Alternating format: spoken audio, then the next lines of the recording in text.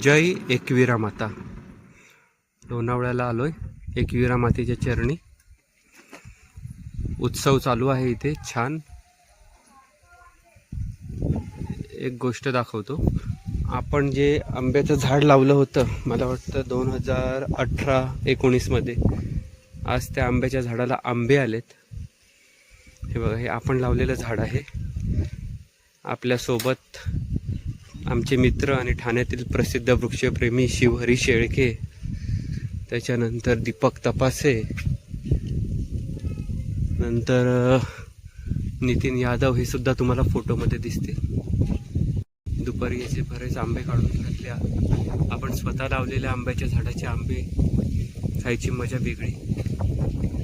वृक्ष लागवड करा.